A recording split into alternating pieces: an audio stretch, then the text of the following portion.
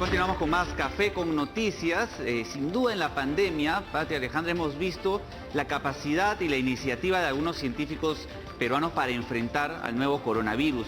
Y sin duda esto ha dejado en claro que hay talento en nuestro país de parte de los científicos, los ingenieros con distintos proyectos. Justamente ahora, compañeras, vamos a conversar con Fabiola León. Ya está ella conectada, ella es presidenta de Concitec y nos va a dar algunos detalles al respecto. ¿Cómo está?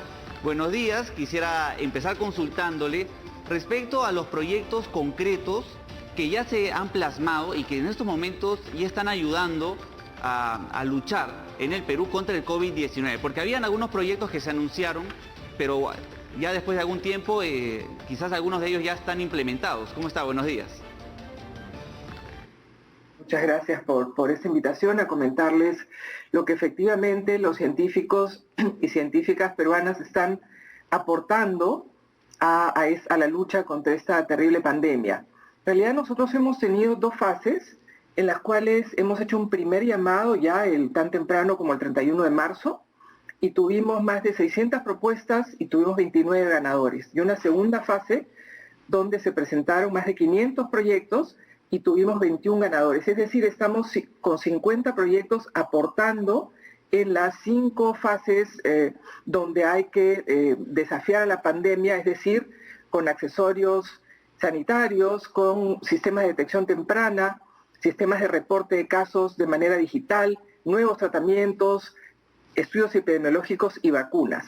En ese sentido, nosotros ya teníamos un primer aporte de algunos investigadores, como hemos visto los ventiladores de la Católica, por supuesto de la Marina de Guerra del Perú, que han sido presentados ayer, con aportes también de la CONFIEP, algunos sistemas de detección temprana que han sido apoyados también por el sector privado.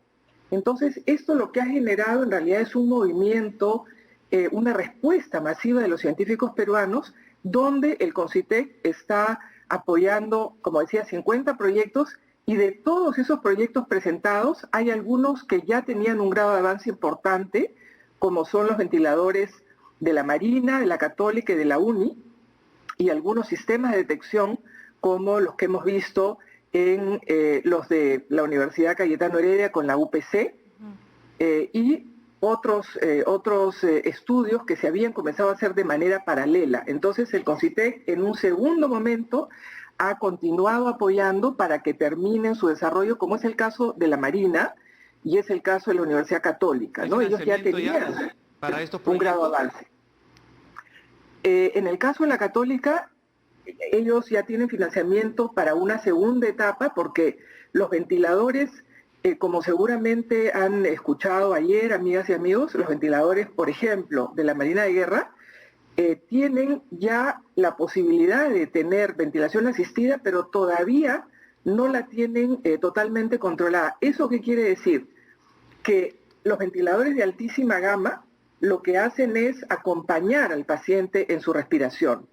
Los ventiladores intermedios, que es lo que por ahora tenemos, lo que hacen es todavía decirles cómo deben respirar, pero sin acompañarlos completamente. Entonces, en esta segunda etapa, Concitec está financiando para que ya tengamos los ventiladores de alta gama y otros desarrollos. Señora por León, ejemplo, importantísimo. Sí. Sí, porque hemos visto en los últimos días también información de la Universidad Cayetano Heredia dando cuenta que el 50% de pacientes muere prácticamente por falta de oxígeno, y eso es un aporte interesantísimo. Por favor, ayúdenos a entender qué debemos aprender a futuro, porque entiendo que al inicio de esta pandemia habían, digamos, muchas contradicciones entre la urgencia, por ejemplo, de desarrollar las pruebas serológicas, y algunos laboratorios universitarios no obtenían el permiso del Instituto Nacional de Salud, la validación. ¿Cómo van esos acuerdos? Bueno, dos temas importantísimos, muchas gracias por las preguntas. El primero es que efectivamente tenemos que estar atentos a lo que dice la ciencia, a lo que van indicando los diferentes estudios con evidencia que se hacen a nivel del mundo, tanto de tratamiento como detección, porque la ciencia va avanzando a una velocidad increíble. Y por eso es que el CONCITEC ha puesto a disposición de los científicos, pero también del público en general, su biblioteca virtual para que estemos al día y, por ejemplo, no empecemos a tratarnos con estas situaciones de las que se han hablado, o simplemente gárgaras de sal, o algo de hipoclorito de sodio, me parece que se está tratando de usar. Tenemos que realmente basarnos en los estudios científicos, y uno de los aportes interesantes que se están haciendo es que hay que evitar que los pacientes lleguen a los casos severos donde efectivamente muy poca gente se salva, algo así como 50% de los que entran en una unidad de cuidados intensivos, justamente actuando antes. ¿Y qué han aportado los científicos? En el caso de la Marina del Perú, al ventilador nuevo que han presentado ayer, le han incluido un respirador de alto flujo. Entonces, los pacientes, antes de entrar a cuidados intensivos, cuando el oxígeno en la sangre ya está bajando porque sus pulmones no están funcionando bien, los que tienen que tener es un alto flujo de oxígeno, es decir, por eso vemos a las personas tratando de comprar desesperadamente sus balones de oxígeno para evitar justamente ir a la UCI.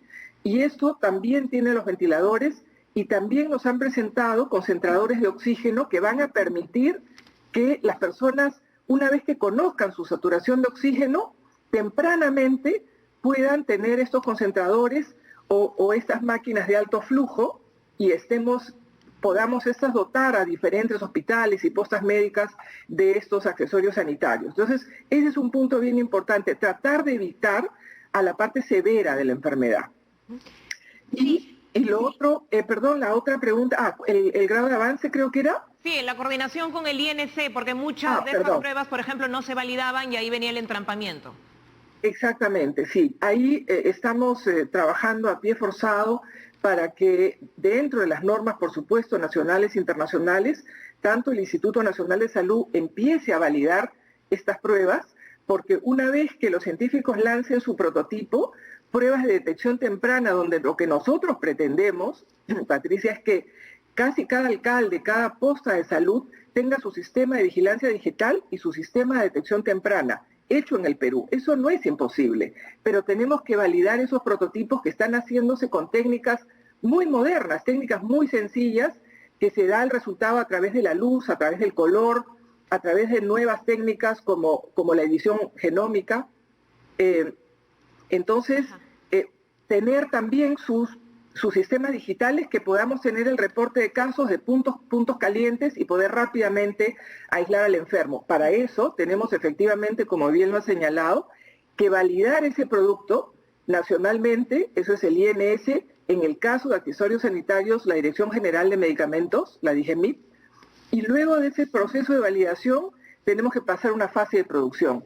Y allí es bien importante el llamado también al sector privado para que estén preparados para producir esos productos. No es imposible, los científicos lo han probado, nos van a dar al final del proyecto, que ya están llegando a su fin los primeros proyectos del primer llamado, ahora a mediados de agosto, nos van a dar un prototipo con todas las especificaciones técnicas de cómo debe ser validado y luego producido.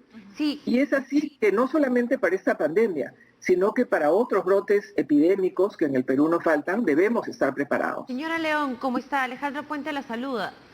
Quería preguntarle, ¿qué opina usted sobre la posibilidad que ha esbozado el canciller Mario López de hacer ensayos clínicos en el Perú para potenciales vacunas?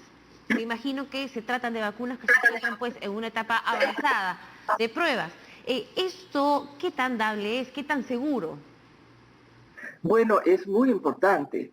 La Cancillería desde el inicio ha estado muy activa con el canciller Mesa Cuadra también, y por supuesto el canciller Mario López está tan activo como él, en el sentido de que los países son invitados o hay acuerdos de cooperación internacional, y para eso la Cancillería es muy importante, con aquellos países que ya han probado la fase 2 de la vacuna. ¿Eso qué quiere decir?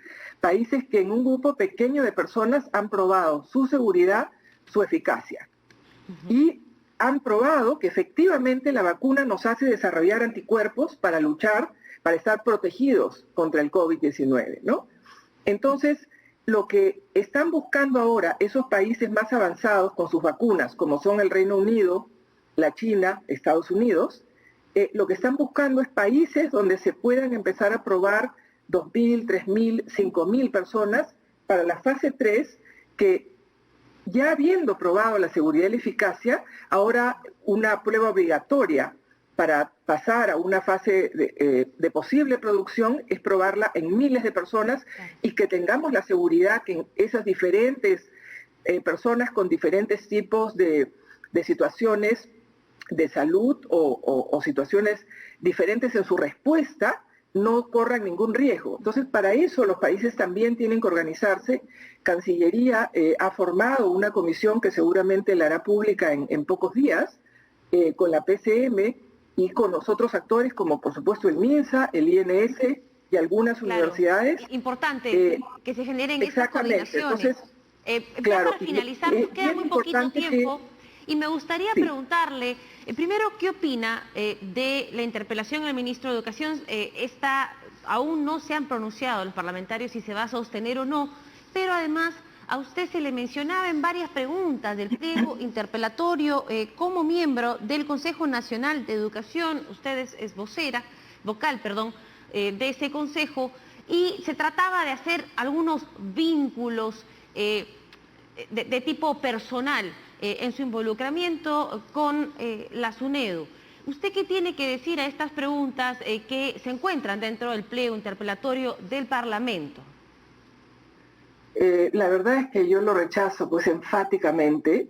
La verdad que me parece que no sé qué agenda oculta puede haber detrás para utilizar mi nombre, una persona que la verdad con mucho esfuerzo estoy donde estoy, porque muchos de los que me conocen saben mi trayectoria primero como científica con una de las productividades más importantes a nivel nacional, una de las expertas mundiales en mi campo, si me puedo no ser modesta en ese ámbito. He sido vicerrectora de la universidad con mayor producción científica en ciencias de la vida y la salud.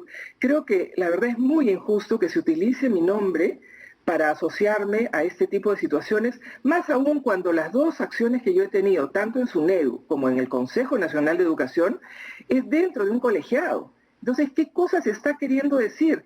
Que alguna opinión que yo he podido tener ahí dentro, voy a cambiar la opinión en el caso de SUNEDU, un colegiado que ha sido seleccionado por concurso público, de personalidades intachables también. Y luego en el Consejo Nacional de Educación, 25 personalidades del mundo de la educación que han sido nombrados por diferentes ministros, en diferentes periodos, y que todos pues realmente tienen una conducta y una trayectoria profesional intachable. Entonces, ¿qué quiere decir? Que mi opinión, por más que yo hubiese querido tener alguna opinión dirigida, cosa que en mi vida lo he hecho, voy a poder hacerlo con estar acompañada de estas personas. Y por otro lado, las preguntas pues son realmente maliciosas y quieren generar una opinión de una situación que ni siquiera se puede dar, porque asocian mi designación, que ha sido hace 3 años, o mi participación en la SUNEDU, que es desde que he sido nombrada presidente de CONCITEC, o en el Consejo Nacional de Educación desde hace 6 años, con una situación del ministro actual.